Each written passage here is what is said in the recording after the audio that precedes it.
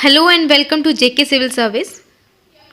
चलिए स्टार्ट करते हैं आज का topic, interpersonal skills including communication skills. ये जो टॉपिक है ये हम एक ही वीडियो में कवर करेंगे, वन शॉट वीडियो है। ये पूरा शुरू से लेकर एंड तक देखें और ये जो टॉपिक है एक ही वीडियो में कवर हो जाएगा। शायद 1 घंटे तक का लेक्चर चलेगा, मगर इसमें आपके सारे डाउट्स क्लियर हो जाएंगे। ये जो पीडीएफ है ये आपको एप्लीकेशन में मिल जाएगी। जेकेपीएसआई का जो पूरा कोर्स है वो भी एप्लीकेशन में मिल जाएगा और एप्लीकेशन का लिंक मैं डिस्क्रिप्शन में दे दूँगी, तो आप वहाँ से पीडीएफ भी ले लीजिए और पूरा कोर्स जो है उसको पढ़िए। तो हमारा जो मेन बेसिक जो आज का टॉपिक है वो है इंटरपर्सनल स्किल्स। हम इसके ऊपर ज़्यादा फोकस करेंगे, लेकिन इंटरपर्सनल स्किल्स तो हम पढ़ेंगे क्योंकि इंटरपर्सनल स्किल्स जो है वो कम्युनिकेशन स्किल का ही एक पार्ट है। तो सबसे पहले हमारा कम्युनिकेशन स्किल का जो बेस है वो क्लियर हो जाए, पहले हम वो पढ़ेंगे। कम्युनिकेशन स्किल आखिर होता क्या है, उसका पूरा साइकिल देखेंगे कि कम्युनिकेशन साइकिल में क्या क्या है, कैसे कैसे होता है, क्या क्या प्रोसेस है इसका। उसके बाद हम इसके टाइप्स देखेंगे कि क्या क्या कौन कौन सी टाइप्स हैं। मोड्स ऑफ कम्युनिकेशन को पढ़ा जाएगा और इफ़ेक्टिव कम्युनिकेशन कैसे होती है और क्या क्या चीज़ें जो है उसमें ज़रूरी हैं और क्या क्या चीज़ें उसमें नहीं चाहिए जो डिस्टर्बेंस क्रिएट करें। हम इन सबको बहुत अच्छे से डिस्कस करेंगे। मास कम्युनिकेशन जो है, मास कम्युनिकेशन के आगे कुछ टाइप्स हैं, मैं इसके बारे में भी पूरा पढ़ाऊँगी। इतना इम्पॉर्टेंट नहीं है, लेकिन अगर इसमें से कोई क्वेश्चन आ जाए तो आपको इसका पूरा नॉलेज हो, आप वो क्वेश्चन अच्छे से कर पाओ। वैसे तो ये जो हम पढ़ा रहे हैं ये जेकेपीएसआई के सिलेबस के अकॉर्डिंग है, लेकिन मैं कोशिश करूँगी कि अगर आज का ये पूरा लेक्चर सुनते हो तो आपको कहीं और इसके बारे में पढ़ने की ज़रूरत नहीं पड़ेगी, क्योंकि मैं इसमें हर एक चीज़ जो है उसको डिस्कस करूँगी, हर एक चीज़ कवर कर देंगे, ताकि आपका जेकेपीएसआई का एग्ज़ाम जो है वो तो अच्छा हो ही हो। अगर इस टॉपिक के रिलेटेड कोई क्वेश्चन आए किसी और एग्ज़ाम में भी तो आपको कोई भी परेशानी ना हो। वैसे तो जो कम्युनिकेशन स्किल का जो टॉपिक है वो यूपीएससी के एग्ज़ाम में भी आता है। एटलीस्ट 11 मार्क्स जो हैं वो सी सेट में कम्युनिकेशन स्किल्स के ऊपर हैं, जैसे पीएससी वगैरह, तो वहाँ पे भी इसके रिलेटेड क्वेश्चंस आते हैं। बेसिकली ये टॉपिक डाला ही क्यों गया है जेकेपीएसआई के सिलेबस में, ये इसलिए डाला गया है कि कल को अगर आप, भगवान करे सबका एग्ज़ाम क्लियर हो जाए, अगर आप अच्छा परफॉर्म करते हो इस एग्ज़ाम में और आप सब इंस्पेक्टर बन जाते हो, मान लिया आप सब इंस्पेक्टर बन गए, उसके बाद क्या, जब आप सब इंस्पेक्टर बन गए तो कम से कम आपके अंदर ऐसे स्किल्स होनी चाहिए कि आप किसी पर्टिकुलर एरिया को संभाल सको, आपकी इतनी अच्छी बातचीत हो कि आपके जो रिलेशंस हैं छोटे एम्प्लॉयज़ के साथ, लोकल पब्लिक के साथ, एज वेल एज जो हाई ऑफिशियल्स हैं उनके साथ आपके रिलेशंस अच्छे रहें। आप अपनी बात किसी को समझा सको, अपनी बात मनवा सको, कोई भी इंफॉर्मेशन देनी है तो वो आप अच्छे से दे सको। तो बेसिकली क्या है कि इसमें जो इस टॉपिक का जो मेन मकसद है वो ये है कि एक ओवरऑल पर्सनैलिटी डेवलपमेंट, कि जो भी सब इंस्पेक्टर बन के आए उसका एक अच्छी पर्सनालिटी हो, उसकी पूरी बातचीत अच्छी हो, कम्युनिकेशन अच्छी हो, तो क्या होगा कि वो अपनी जॉब अच्छे से कर पाएगा। चलिए स्टार्ट करते हैं कम्युनिकेशन स्किल्स के बारे में। तो व्हाट इज़ कम्युनिकेशन स्किल्स, पहले तो मैं आपको ये बता दूं, आप ऊपर देखें, कम्युनिकेशन के बारे में पढ़ते हैं कि ये कम्युनिकेशन होता क्या है। कम्युनिकेशन क्या होता है, कम्युनिकेशन जो वर्ड है वो कहाँ से डिराइव हुआ, एक लैटिन वर्ड है कम्युनिकेयर। यहाँ देखें ऊपर, यहाँ पे लिखा गया है, ये कहाँ से वर्ड डिराइव हुआ है, एक वर्ड है कम्युनिकेयर जिसका मतलब है टू ट्रांसमिट, ठीक है, और टू इम्पार्ट। और ये कम्युनिकेयर कहाँ से निकला है, ये लैटिन वर्ड कम्युनिस्ट से निकला है जिसका मतलब है टू शेयर। कम्युनिकेशन का क्या मतलब है, कम्युनिकेशन का मतलब है टू ट्रांसमिट और टू शेयर, ठीक है। आप कोई भी इंफॉर्मेशन, ट्रांसमिट का क्या मतलब है, to pass on things or any information from place to place or person to person. और कम्युनिस का मतलब है टू शेयर, कोई चीज़ आप जब शेयर करते हो। तो बेसिकली कम्युनिकेशन का क्या मतलब हो गया, टू शेयर योर इंफॉर्मेशन। अब जब कम्युनिकेशन स्किल्स की बात करते हैं तो जब आपकी स्किल्स उसमें इन्वॉल्व होती है तो वो क्या हो जाती है, कम्युनिकेशन स्किल्स। उसको हम क्या बोलेंगे, कम्युनिकेशन स्किल्स। तो अब हम कम्युनिकेशन स्किल्स के बारे में पढ़ते हैं। कम्युनिकेशन स्किल्स क्या है कि हमारी एबिलिटी, इसकी जो डेफिनेशन है वो है ability to give and receive different kinds of information. हमारी ability to give and receive, दोनों, हम दे भी सकते हैं, हमें वो इन्फॉर्मेशन लेनी भी है। तो अगर हम उसको, उसकी हमारी जो एबिलिटी है, उस एबिलिटी को क्या बोला जाता है, कम्युनिकेशन स्किल। अगर हमारी ये एबिलिटी अच्छी है तो हमारी जो कम्युनिकेशन है वो बहुत इफ़ेक्टिव रहती है। अगर ये कम्युनिकेशन हमारी कम्युनिकेशन स्किल हमारी अच्छी नहीं हो तो हमारी कम्युनिकेशन इनइफेक्टिव रह जाती है। तो कम्युनिकेशन में क्या क्या इंक्लूड होता है, इसमें हमारे आइडियाज़ एक्सचेंज होते हैं, हम आइडियाज़ एक्सचेंज करते हैं। उसके बाद हमारी फीलिंग्स एक्सचेंज होती हैं, थॉट्स एक्सचेंज होते हैं, इंफॉर्मेशन देते हैं, हम अपडेट देना हो किसी को तो होता है, कोई मैसेज हम है वो कम्युनिकेट करते हैं। तो कम्युनिकेशन में क्या क्या आता है, new ideas, feelings, thoughts, information, messages etcetera etcetera. मतलब कोई भी चीज़ आपको जब किसी को बतानी है तो वो दैट इज़ क्या, दैट इज़ कम्युनिकेशन। जब आप किसी को बताओ या किसी की समझ जाओ, दोनों, इसमें कम्युनिकेशन में समझना भी आता है, सिर्फ बताना ही नहीं है, समझना भी है। तो ये दोनों चीज़ें जब इन्वॉल्व होती हैं तो उसको बोला जाता है कम्युनिकेशन स्किल्स। अब इसमें क्या क्या चीज़ें इन्वॉल्व हैं, एक तो लिसनिंग, यहाँ देखिए लिसनिंग, स्पीकिंग। लिसनिंग क्या होता है, जब आप किसी चीज़ को एक्टिवली लिसन कर रहे हो तब हम कहते हैं कि कम्युनिकेशन हुई है, अच्छी कम्युनिकेशन हुई है। जब लिसनर जो है, जो रिसीवर जो है, वो अच्छे से कोई चीज़ लिसन कर रहा है, सुन रहा है, एक्टिवली उसको सुन रहा है, उसको समझ रहा है, तो हमारी कम्युनिकेशन इफ़ेक्टिव रहती है।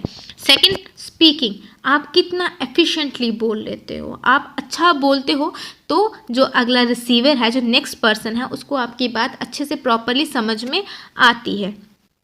Third is observation. ऑब्जर्वेशन क्या था, ना तो हम कभी बोलते हैं, इस ऑब्जर्वेशन में क्या था कि कभी कभी ना तो हम बोल रहे होते हैं ना तो हम सुन रहे होते हैं, हम सिर्फ ऑब्जर्व कर रहे होते हैं किसी पर्टिकुलर इंसान को या किसी को भी। हम क्या कर रहे होते हैं, ऑब्जर्व कर रहे होते हैं कि इसके पोस्चर्स क्या हैं, क्या जेस्चर्स दे रहा है, ये इसकी जो आई मूवमेंट कैसी है, ठीक है। तो ये सारी चीज़ें जब हम ऑब्जर्व कर रहे हैं, वो मूवमेंट्स क्या कर रहा है, क्या बताना चाहता है, क्या हम जब प्रिडिक्ट करते हैं, ऑब्जर्व करके हम प्रिडिक्ट करते हैं, हम उसके जो करैक्टरिस्टिक्स हैं अपने दिमाग में डाल लेते हैं कि ये करना चाहता है या बोलना चाहता है। अब नेक्स्ट इज एम्पैथाइजिंग। एम्पैथाइजिंग क्या होता है, एम्पैथाइजिंग में बेसिकली क्या इन्वॉल्व रहता है, हमारी फीलिंग्स। हम ना तो बोलते हैं ना सुनते हैं, लेकिन हम किसी की फीलिंग्स को अपने आप ही समझ जाते हैं। कभी कभी क्या होता है, कुछ लोग हमारे सामने जैसे कोई इंसान आ जाए, वो आपसे बात नहीं कर रहा, लेकिन आप उसका चेहरा देख के उसको फील कर लेते हो कि ये दुखी है या खुश है। और रीडिंग एंड राइटिंग, ये तो बहुत इंपॉर्टेंट है। रीडिंग और राइटिंग भी कम्युनिकेशन का ही पार्ट है, क्योंकि हम हमेशा सिर्फ बोल के और सुन के ही नहीं समझ पाते हैं बात, हम पढ़ के भी जो है वो हम इंफॉर्मेशन कलेक्ट कर सकते हैं, लिख के हम इंफॉर्मेशन दे सकते हैं। रीडिंग में हो गई हमारी बुक्स वगैरह हम पढ़ते हैं, मैगजीन्स पढ़ते हैं, न्यूज़पेपर्स पढ़ते हैं। राइटिंग में आप कोई भी मैसेज लिख दो, कहीं पे भी लिख दो, सोशल मीडिया पे लिख सकते हो आप किसी पेज पे लिख सकते हो। तो ये जो है, ये सारी जो चीज़ें हैं, ये सारी ये फेस टू फेस भी हो सकती है, फ़ोन कन्वर्सेशन भी हो सकती है, डिजिटल प्लेटफॉर्म भी हम इसमें इस्तेमाल कर सकते हैं, लाइक ईमेल कर देते हैं, सोशल मीडिया जैसे मैंने बोला वो इस्तेमाल कर सकते हैं, हम किसी पेज पे अपना मैसेज भी लिख सकते हैं, बुक्स वगैरह भी, इसमें सारा कुछ आ जाता है। सो ये सब क्या है, ये सब कम्युनिकेशन में जो चीज़ें इन्वॉल्व होती हैं वो सब उसके बारे में बताया गया है। अब हम पढ़ेंगे communication cycle. So communication cycle क्या है, कम्युनिकेशन साइकिल जो है, कम्युनिकेशन साइकिल में हम क्या देखेंगे कि प्रोसेस ऑफ कम्युनिकेशन क्या है, किस प्रोसेस में कम्युनिकेशन होती है। तो सबसे इम्पॉर्टेंट जो कम्युनिकेशन प्रोसेस में है वो है सेंडर। कौन है, सेंडर, क्योंकि सेंडर ही तो है जो जो मैसेज भेजता है, सेंडर से ही तो शुरुआत होती है। सेंडर है तो ये सारा प्रोसेस चलेगा, अगर यही नहीं है तो ये कैसे होगा। मैसेज तब तक कोई फ़ायदा नहीं है उस मैसेज का जब तक कि हमारे पास सेंडर नहीं है, वो हम किसी को सुना नहीं रहे हैं, वो मैसेज वहाँ का वहाँ ही रह जाता है। जब तक वो डिलीवर ना हो तो कम्युनिकेशन नहीं होती है। तो कम्युनिकेशन के लिए सबसे इम्पॉर्टेंट जो है वो है सेंडर, और सेकंड इंपॉर्टेंट है रिसीवर। रिसीवर क्यों? एक तो सेंडर तो बहुत ज़रूरी है, पहले तो मैसेज सेंड होगा, और रिसीव करने वाला तो कोई होना चाहिए। अकेले में कैसे होगी कम्युनिकेशन, ठीक है, अकेले में भी होती है, इंट्रा कम्युनिकेशन होती है, लेकिन जब पूरा कम्युनिकेशन प्रोसेस की हम बात करते हैं तो उसमें सेकंड इंपॉर्टेंट रिसीवर होता है कि हमारा मैसेज जब किसी तक पहुंच जाए, नेक्स्ट पर्सन तक, तो वो हम कहते हैं कि हमारा कम्युनिकेशन साइकिल पूरा हो चुका है। तो first message, second sender, third number पे आती है इनकोडिंग। क्या करता है सेंडर? इनकोड करता है मैसेज को कि उसको क्या मैसेज देना है और किस तरह से उसको देना है। एंड फोर्थ नंबर पे आएगा हमारा मैसेज चैनल, क्योंकि चैनल तो बहुत इंपॉर्टेंट है। अब सेंडर डिसाइड करता है कि उसको किस मीडियम के थ्रू या किस चैनल के थ्रू अपना मैसेज देना है, ठीक है, फेस टू फेस देना है, कॉल करके देना है, कहीं माइक पे बोलना है, तो ये सारा कुछ इसमें आ जाता है मैसेज चैनल में। उसके बाद बात आती है रिसीवर की, फिर उसके बाद होता है रिसीव, ठीक है, फिफ्थ नंबर पे आता है रिसीव। बहुत ज़्यादा बुक्स में मैंने, बहुत सारी बुक्स में मैंने कहीं कहीं देखा कि ये जो है ना मैसेज चैनल, इसके मैसेज चैनल और रिसीवर के बीच में यहाँ पे डिकोडिंग दी होती है। डिकोडिंग यहाँ कैसे होगी? यहाँ पहले डिकोडिंग थोड़ी ना होगी, पहले रिसीवर होता है, पहले रिसीव होती है बात, उसके बाद डिकोड होती है। पहले रिसीव होती है फिर डिकोड होती है। तो फिफ्थ नंबर पे आता है रिसीवर एंड सिक्स नंबर पे आता है लास्ट में डिकोडिंग। तो यहाँ तक समझ में आ गया होगा फर्स्ट सेकंड थर्ड नंबर पे क्या क्या है। जब ये प्रोसेस चल रहा है, यहाँ से मैसेज सेंड हो गया, उसके बाद क्या होता है, इसको रिसीवर को समझ में आ गया तो रिसीवर क्या करता है, यहाँ से अपना फीडबैक देता है, ठीक है। अगर तो ये वन वे प्रोसेस है, अगर तो ये वन वे प्रोसेस है तो सिर्फ मैसेज जाता है। अगर वन वे प्रोसेस होगा तो क्या होगा, सिर्फ मैसेज जाता है। अगर ये टू वे है तो यहाँ पे रिसीवर का फीडबैक ज़रूरी हो जाता है। अगर फीडबैक दे रहा है रिसीवर तो इसका मतलब ये टू वे प्रोसेस है, ठीक है, फिर ये टू वे प्रोसेस है। और जब ये सारा सिस्टम चल रहा था मैसेज का, फीडबैक का, तो क्या हुआ, वहाँ पे एक चीज़ और आ गई नई, वो क्या है, जब ये सारा सिस्टम चल रहा है ना यहाँ वाला, तो एक चीज़ नई और आ जाती है बीच में, वो है नॉइस। क्या? नॉइस। अब नॉइस क्या होता है, ये नॉइस कोई शोर वाला नॉइस नहीं है, ठीक है, ये शोर वाला नॉइस नहीं है। ये नॉइस क्या है, ये जो नॉइस है ये मतलब है कोई डिस्ट्रैक्शन, ठीक है, कोई डिस्टर्बेंस, इसकी वजह से इनका जो मैसेज है वो प्रॉपरली जो है वो डिलीवर नहीं हुआ है। मैसेज चैनल में कोई प्रॉब्लम आ गई है, जैसे नेटवर्क इशू आ गई, तो आप फ़ोन पे बात कर रहे हो तो आपकी बात नहीं हो पा रही, कट कट के आ रही है, या आप और क्या एग्जांपल दे सकते हो, जैसे कि अगर आप समझो माइक पे बोल रहे हो कोई पब्लिक प्लेस पे, तो आप इन्फॉर्मेशन दे रहे हो और आपका माइक ही काम नहीं कर रहा है, तो क्या हुआ, मैसेज डिलीवर नहीं हुआ, और ये जो डिस्टर्बेंस क्रिएट हुई इस चैनल की वजह से, इसको बोलते हैं नॉइस। सो सबको समझ में आ गया होगा यहाँ तक कि क्या होता है टू वे प्रोसेस में, क्या होता है वन वे प्रोसेस में, क्या होता है नॉइस, क्या होता है। और मेन चीज़ ये याद रखना, ये जो इनके नंबर है, first message, second sender, third encoding, fourth message channel, fifth receiver and six last में आता है हमारा डिकोडिंग। जो डिकोडिंग लास्ट में होती है, उसके बाद डिकोडिंग के बाद होती है फीडबैक, डिकोडिंग के बाद आता है फीडबैक। तो आगे चलते हैं, आगे हम देखेंगे टाइप्स, ठीक है, टाइप्स कौन कौन सी हैं कम्युनिकेशन की। तो वैसे तो इसकी बहुत सारी टाइप्स हैं, हम आगे पढ़ेंगे इसके बारे में, लेकिन मेन जो टाइप्स, दो टाइप्स हैं, वो है एक verbal and second is non verbal, ठीक है, दो मेन टाइप हैं, वो हैं वर्बल एंड नॉन वर्बल।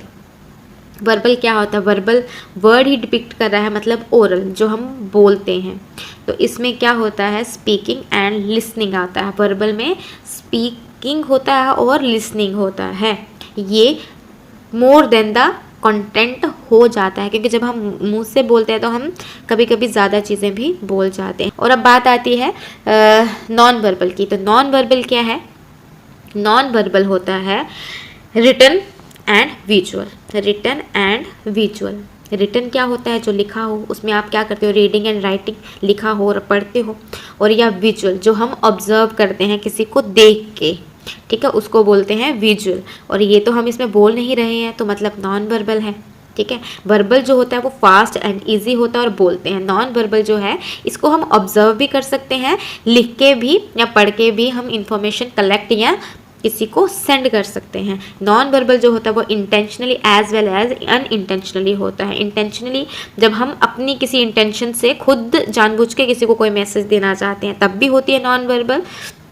और अनइंटेंशनली कब होती है, बाय चांस जैसे कोई हमारे सामने आके खड़ा हो गया तो हम वो नहीं चाहता कि वो हम उसको ऑब्जर्व करें, लेकिन हम फिर भी उनको ऑब्जर्व कर रहे हैं। हम नहीं चाहते हैं कि हम ऐसा करें, लेकिन हम फिर भी कहीं ना कहीं अनइंटेंशनली भी उनको ऑब्जर्व कर लेते हैं कि ये क्या डिपिक्ट कर रहे हैं, क्या शो करना चाहते हैं। या कभी रिटर्न जो कम्युनिकेशन की बात करें तो अगर किसी ने कोई मैसेज कहीं पे हमने लिख दिया है बाय चांस और कोई पढ़ ले उसको, हमने नहीं चाहा कि वो पढ़ ले उसको, लेकिन उन्होंने पढ़ लिया, तो हमारी कम्युनिकेशन हो गई, अनइंटेंशनली ही सही लेकिन हमारी कम्युनिकेशन हो गई। तो ये है इसकी दो टाइप्स, बेसिक टाइप्स। उसके बाद जब हम बात करते हैं नॉन वर्बल की, तो नॉन वर्बल में जो विजुअल है, विजुअल में आगे बहुत सारी टाइप्स हैं। ये सारी यहाँ पे मैंने लिखी हुई है, मेंशन की हुई है, इनको टर्न बाय टर्न हम पढ़ेंगे। आप एक बार नज़र से देख लीजिए को। अब मैं इनको पढ़ा देती हूँ एक एक करके, कौन कौन सी टाइप्स इसमें क्या क्या मतलब है इनका। तो अपेरेंस, सबसे पहले विजुअल में मैं बात करती हूँ, विजुअल की टाइप्स हैं ये। अपेरेंस की बात करते हैं तो भाई अपेरेंस से हम कैसे कम्युनिकेशन करते हैं, अपेरेंस से कैसे कम्युनिकेट हो सकता है। अपेरेंस से कैसे कम्युनिकेट होता है, बाय चांस मान लो कि कोई इंसान आपके सामने खड़ा है, हम उसको देख रहे हैं और हम उसको ये देख रहे हैं कि इसने किस तरह के कपड़े पहने हैं, ये मोटा है, काला है, गोरा है, पतला है, जो भी है, हम उसके अपेरेंस से उसको जज करें। कि जैसे मान लो कि एग्जांपल देती हूँ कि जैसे किसी ने कोई कपड़े पहने हैं तो हम उसके अपेरेंस से जज कर लेते हैं कि ये वाली जो ड्रेस है ये मतलब ये ऑफिस जा रहा है, ये वाले कपड़े पहने इसका मतलब ये घर पे है। तो इस तरीके से जो हम अपेरेंस से कोई चीज़ हम जब कम्युनिकेट खुद ब खुद कर लेते हैं किसी को देख के, तो वो होती है विजुअल कम्युनिकेशन। सेकंड जो है वो इसमें आता है फेशियल एक्सप्रेशन। फेशियल एक्सप्रेशन जो होते हैं ये तो बहुत ज़रूरी होते हैं, क्योंकि फेस जो है हमारा चेहरा सब कुछ बोलता है। चेहरा तो सब कुछ बोलता है। किसी के चेहरा देखो और आप वहीं से समझ जाओगे कि ये दुखी है, ये खुश है, उसके चेहरे से ही हम उसको ऑब्जर्व कर लेते हैं। या कभी कभी कोई हमसे बात कर रहा है तो उसके चेहरे के जो एक्सप्रेशन है हमें पता लग जाता है कि हमारी बात में इंटरेस्टेड नहीं है। यहाँ आपकी बात कोई बड़ा ध्यान से सुन रहा है तब भी आपको पता चल जाता है कि ये आपकी बात सुन रहा है। तो हम फेस से बहुत सारी चीज़ें समझ जाते हैं। फेशियल एक्सप्रेशन जो होते हैं हमारे, वहाँ से बहुत सारी चीज़ें समझ में आ जाती है, कम्युनिकेशन हो जाती है बिन बोले ही। तो ये भी हो गया। उसके बाद थर्ड वन है काइनेसिक्स। काइनेसिक्स क्या होते हैं, ये होते हैं हमारे जेस्चर्स। हम किस तरीके की मूवमेंट्स कर रहे हैं, ठीक है, क्या क्या हम चल कैसे रहे हैं, ठीक है, ये सारी चीज़ें जो हैं ये आते हैं हमारे जेस्चर्स। हमारे हाथ किस तरह के हैं, हमारे हाथ की मूवमेंट कैसी है, हम मतलब ये सब जो होते हैं ना जेस्चर्स हमारे, ये होते हैं काइनेसिक्स, ठीक है।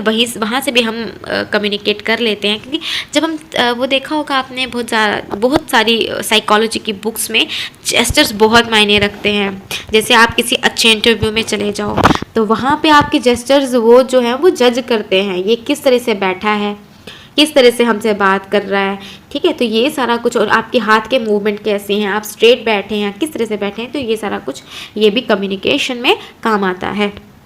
उसके बाद बात आती है हमारी पैरालिंग्विस्टिक की। पैरालिंग्विस्टिक्स क्या होते हैं, ये बेसिकली क्या होते हैं, ये वॉइस टोन से मतलब रखता है इनका। आपकी टोन कैसी है, आपकी प्रोनाउंसिएशन कैसी है, ठीक है। तो जैसे कोई एक चीज़ है, कोई एक वर्ड जैसे आपने बोलना हो तो वही अगर हम सिंपल बोलें तो सिंपल भी बोल सकते हैं, उसी को हम क्वेश्चन में भी बोल सकते हैं, अच्छा ऐसी बात है, तो हम क्वेश्चंस में भी बोल सकते हैं उसको, या हम उसको बड़ा सरप्राइजली भी बोल देते हैं। एक ही लाइन को हम उसको अपनी वॉइस टोन के साथ अलग अलग तरीके से एडजस्ट कर लेते हैं। तो जो समझने वाला है वो भी समझ जाता है कि इसने आपको किस वे में क्या चीज़ बोली है। तो ये हो गए हमारे पैरालिंग्विस्टिक्स। उसके बाद बात आती है बॉडी लैंग्वेज की। ठीक है। बॉडी लैंग्वेज बहुत ज़रूरी है। बॉडी लैंग्वेज से ही हमें सब समझ आते हैं कि कौन किस तरीके का इंसान है, उसकी क्या बॉडी लैंग्वेज है, उसके क्या पॉस्चर्स हैं। जैसे आप किसी को देखो तो उसके बाद आप उसकी बॉडी लैंग्वेज से जज कर लेते हो कि भाई इसका ये इस तरह से खड़ा है, ये इस तरह से बैठा है, तो ये कोई टीचर है। जैसे एक मतलब आप जैसे कोई मॉडल्स होते हैं तो उनके पॉस्चर्स अलग होते हैं। एक डॉक्टर है उसके पॉस्चर्स अलग हैं, वकील है उसके पॉस्चर्स अलग हैं। तो हम उनके प्रोफेशन, हम उनके बारे में हम जान जाते हैं, किसी के पॉस्चर से ही हम कम्युनिकेशन कर लेते हैं। उसके बाद बात आती है प्रॉक्सिमाइज़ की। अब प्रॉक्सिमाइज़ क्या होता है? प्रॉक्सिमाइज़ बेसिकली होता है स्पेस। ठीक है, क्या होता है? स्पेस। जैसे कि आपको कोई मिला, ठीक है, तो अगर तो वो आपका नोन है तो आप बड़े क्लोज होकर उससे बात करोगे, तो हम समझ जाएंगे। जैसे कोई और आपको थर्ड पर्सन देख रहा होगा तो वो आपको समझ जाएगा कि ये इसका कोई क्लोज पर्सन है। अगर कोई अननोन इंसान है तो उसके तो आप क्लोज नहीं जाओगे ना, आपके बीच में स्पेस कितना हो जाएगा, आप दूर खड़े होकर उससे बिल्कुल ऐसे फॉर्मल बात करोगे। तो ये भी कम्युनिकेट करता है कि कौन किस स्पेस में है, कौन आपके कितने क्लोज है। अगर आपके कुछ ज़्यादा क्लोज है तो एक स्पेस अगर कम है तो एक वार्मथ जो आपका रिलेशन है वो नज़र आता है। उसके बाद बात करते हैं गेज़ की। तो गेज़ क्या होता है? गेज़ होती है आपकी नज़र। जैसे आप किसी चीज़ को ऐसे घूर के देख रहे हो, ध्यान से देख रहे हो, आप किस नज़र से, किस नज़रिए से किसी चीज़ को देख रहे हो, वो होती है गेज़। एंड जो लास्ट वन है वो है हैप्टिक्स। अब हैप्टिक्स क्या होता है? हैप्टिक्स होता है किसी का टच। ठीक है, हैप्टिक्स होता है टच। गुड टच है, बैड टच है, या कोई आप टच से समझ जाते हो कि वो आपको किसने गुस्से में टच किया है, किसने प्यार से टच किया है। तो ये सारी चीज़ें जो है टच से आप कम्युनिकेट कर लेते हो कि ये इस इंसान के दूसरे नेक्स्ट पर्सन के माइंड में क्या चल रहा था, उसके टच से आपने महसूस कर लिया। सो यहाँ तक आप सबको समझ में आ गई होगी कि विजुअल कम्युनिकेशन में क्या क्या आता है और इन सब का क्या क्या मतलब है और हम यहाँ से क्या क्या चीज़ें ऑब्जर्व करते हैं। चलो आगे हम देखते हैं, पढ़ेंगे हम मोड्स ऑफ कम्युनिकेशन। अब मोड्स ऑफ कम्युनिकेशन क्या होता है? मोड्स होते हैं क्या, किस किस तरीके से कम्युनिकेशन हो सकती है। ठीक है, किस किस तरीके से हम कम्युनिकेशन करते हैं। जो फर्स्ट है इसमें वो है प्रेजेंटेशनल कम्युनिकेशन। अब प्रेजेंटेशनल कम्युनिकेशन क्या होती है? प्रेजेंटेशंस तो आपको पता ही है। प्रेजेंटेशंस जब आप देते हो तो उसमें क्या होता है? वो तो एक तो कंटेंट रिलेटेड होता है, ऑलरेडी रिहर्स्ड होता है, प्री प्लान्ड होता है, आपके पास एक पीडीएफ होती है। ठीक है, तो आप क्या करते हो? रिटन पीडीएफ होती है ना, कहीं पे भी वो जो डिजिटल बोर्ड्स होते हैं उनके ऊपर या किसी लैपटॉप वगैरह में, तो वो पीडीएफ चलाते हो। एक तो उसमें राइटिंग रिटन मटेरियल होता है, दूसरा आप स्पीकिंग करते हो, बोलते हो। ये वन वे प्रोसेस है। प्रेजेंटेशन वन वे प्रोसेस है, इसमें फीडबैक नहीं होता है, इसमें मतलब टू वे कम्युनिकेशन नहीं होती है, इसमें वन वे कम्युनिकेशन होती है। अगर फीडबैक होगा भी तो बहुत कम होता है। प्रेजेंटेशन में वन वे कम्युनिकेशन होती है। स्पीकिंग और राइटिंग इसमें मेन है। प्री रिहर्स्ड होता है, प्री प्लान्ड होता है। उसके बाद बात करते हैं हम इंटरपर्सनल स्किल्स की, इंटरपर्सनल कम्युनिकेशन की। तो इंटरपर्सनल कम्युनिकेशन ये हमारे सिलेबस में है, हमने इस पर फोकस करना है बाद में जब ये इसको मैं आपको पढ़ाऊँगी। अभी मैं आपको थोड़ा थोड़ा बता देती हूँ। इंटरपर्सनल कम्युनिकेशन क्या होती है? इसमें स्पीकिंग भी आती है, लिसनिंग भी आती है, रीडिंग भी आती है, राइटिंग भी आती है। इंटरपर्सनल मतलब दो पर्सन्स के बीच में जब कम्युनिकेशन हो रही हो वो कितनी इफ़ेक्टिवली हो रही है, किस तरीके से हो रही है, रीडिंग राइटिंग से हो रही है या स्पीकिंग लिसनिंग से हो रही है। ये जो इंटरपर्सनल है कम्युनिकेशन, ये टू वे प्रोसेस है।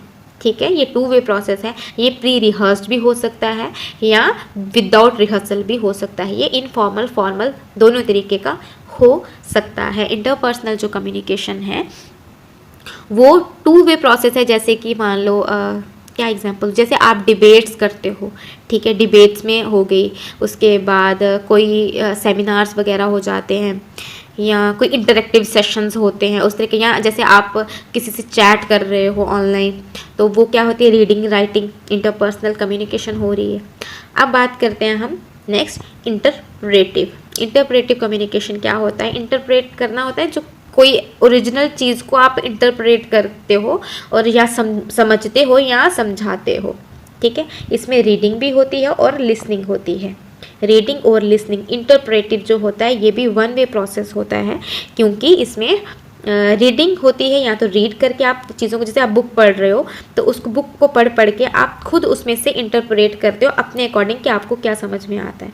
या तो जैसे मान लो फॉर एग्जांपल कोई टीचर क्लास में पढ़ा रहा है तो स्टूडेंट जो है वो उसको समझ रहा है और वो जो पढ़ा रहे हैं उसको खुद इंटरप्रेट कर रहा है अपने माइंड में कि उसको जो अच्छे से समझ में आ जाए। तो ये होती है इंटरप्रेटिव कम्युनिकेशन। या ये हो गया, या क्या होता है कोई कोई पॉइंट्स वगैरह, ठीक है, या कोई भी पुराने प्लेस वगैरह जैसे कोई और आपको इंटरप्रेट करके सुनाए, जो ऑलरेडी रिटन डॉक्यूमेंट है, कोई भी डॉक्यूमेंट है उसको कोई आपको समझाए, हम सुने या समझें, उसको बोलते हैं इंटरप्रेटिव कम्युनिकेशन। ठीक है, इसमें इंटरप्रेटिव कम्युनिकेशन में पूरा समझ में जो टॉपिक पढ़ाया जा रहा है, बताया जा रहा है, जो भी बात मैसेज वो पूरी समझ में आए चाहे ना आए, लेकिन उसका जो एग्जैक्ट बेस है थोड़ा बहुत वो पता चल जाता है कि ये आखिर कहना क्या चाहता है, इसमें एक्चुअल में है क्या। पूरी समझ में आना या नहीं आना वो बात अलग बात है, लेकिन यहाँ पे थोड़ा बहुत उसका बेस रहता है। सो मोड्स ऑफ कम्युनिकेशन हो गए हैं, समझ में आ गए होंगे। तो अब मैं पढ़ाती हूँ आपको इफ़ेक्टिव कम्युनिकेशन के बारे में। ठीक है, इफ़ेक्टिव कम्युनिकेशन क्या होती है, इफ़ेक्टिव कम्युनिकेशन कब होती है, क्या क्या चीज़ इसमें ज़रूरी है, तो मैं ये बता देती हूँ। एक तो इफ़ेक्टिव कम्युनिकेशन तब मानी जाती है जब ये 2 वे प्रोसेस हो। अगर तो 1 वे प्रोसेस है तो कम्युनिकेशन इतनी इफ़ेक्टिव नहीं रहती है। एक किसी ने एक मैसेज देना था, दे दिया, अब नेक्स्ट पर्सन को वो समझ में आया नहीं आया, उसने किस तरह से उसको इंटरप्रेट किया है, वो हमें तब तक नहीं पता चलता जब तक वहाँ से फीडबैक ना आए। तो हमें नहीं पता कि हमारी कम्युनिकेशन इफेक्टिव हुई है कि नहीं हुई है। तो इसमें एटलीस्ट 2 पीपल जो है, 2 पर्सन जो हैं वो इन्वॉल्व रहने चाहिए, तो हमारी कम्युनिकेशन बहुत इफेक्टिव रहती है। जब हमें फीडबैक मिले ना तो हमें पता चलता है कि हमने जो बोला है वो किसी को समझ में आया है या नहीं है। जैसे हम पढ़ा रही हूँ मैं, तो मैं अच्छा पढ़ा रही हूँ बुरा पढ़ा रही हूँ, जब आप मुझे इसका फीडबैक दोगे कमेंट्स में या किसी भी तरीके से, तो फिर पता चलता है कि जो मैंने पढ़ाया है वो आपको एक्चुअल में समझ में आया या नहीं आया। उसके बाद सेकंड बात करते हैं हम लैंग्वेज की। तो लैंग्वेज क्या होता है, लैंग्वेज तो ये तो बहुत बेसिक है, बहुत ज़रूरी है कम्युनिकेशन में, बहुत इम्पॉर्टेंट होता है कि लैंग्वेज आपकी एक सेम रहे रिसीवर और सेंडर के बीच में। आपकी लैंग्वेज जो बेस है वो बन जाए, सो दैट वो रिसीवर और सेंडर दोनों इजीली अंडरस्टैंड कर जाएं। ऐसा तो नहीं है कि 2 लोग हैं और वो दोनों अपनी अलग अलग लैंग्वेज बोल रहे हैं, तो वो आपस में कैसे कम्युनिकेट करेंगे। तो उनका क्या बेस जो है वो एक बेस लैंग्वेज उन दोनों को समझ में आनी चाहिए। Third one is interaction. Interaction क्या है कि जब वही बात है, जब 2 वे प्रोसेस है तो इंटरेक्शन तो होगा ही। जब इंटरेक्शन है तो क्या होता है, एक्सचेंज ऑफ आइडियाज़ होते हैं या मैसेज को हम एक्सचेंज करते हैं। इंटरेक्शन होती है, बातचीत होती है, कम्युनिकेशन होती है। तो अगर इंटरेक्शन हो जाए 2 पर्सन्स के बीच में तो इसका मतलब है कि हमारी कम्युनिकेशन बहुत इफेक्टिव रही है। Fourth one is continuous process. हमारी कम्युनिकेशन इफेक्टिव तब होती है, बहुत अच्छी कम्युनिकेशन होती है जब ये कंटिन्यूस प्रोसेस रहे। वैसे भी कम्युनिकेशन एक कंटिन्यूस प्रोसेस है, ठीक है। Communication is a continuous process, क्योंकि ये एंडलेस प्रोसेस है, ये अनब्रेकेबल प्रोसेस है। जैसे कि मतलब मान लो कि आपको किसी ने कोई बात बताई है, तो वो ज़रूरी तो नहीं कि वो आप तक ही रहेगी, वो आगे आगे जाती रहती है, कब तक जाएगी कोई पता नहीं है। तो ये जो कम्युनिकेशन है ये एंडलेस प्रोसेस होती है और अनब्रेकेबल होती है। ये आपको समझ में आ गया होगा कि कम्युनिकेशन क्या होती है, इफेक्टिव कम्युनिकेशन क्या होती है। तो अब हम पढ़ेंगे कि जब ये इफेक्टिव कम्युनिकेशन हो रही थी तो इसमें जो डिस्टर्बेंस हुई, जिसकी वजह से हमारी कम्युनिकेशन नहीं हो पाई, जो डिस्टर्बेंस, जो नॉइस क्रिएट हुआ है, उनके बारे में हम स्टडी करेंगे कि क्या क्या नॉइसेस जो होते हैं डिस्टर्बेंस क्रिएट करते हैं। पहले आप एक बार देख लीजिए कौन कौन से हैं।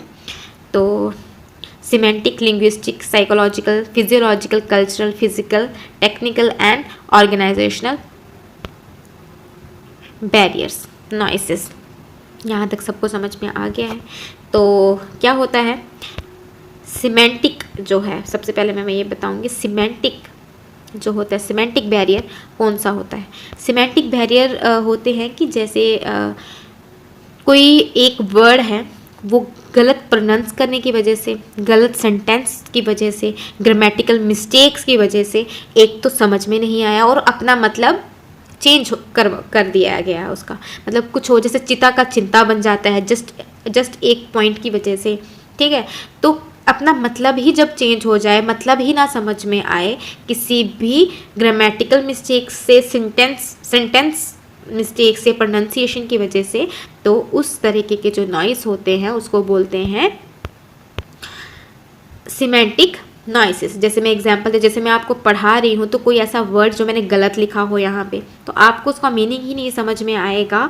तो उस तरीके के जो नॉइसेस होते हैं हमारी कम्युनिकेशन को जो इनइफेक्टिव बनाते हैं उनको बोलते हैं semantic noises. And second one is linguistic barrier. Linguistic तो बहुत ज़रूरी है, जैसे मैंने आपको बताया लैंग्वेज बहुत इंपॉर्टेंट होती है कम्युनिकेशन में। जब तक लैंग्वेज नहीं मिल पाती है कम्युनिकेशन करना बहुत मुश्किल हो जाता है।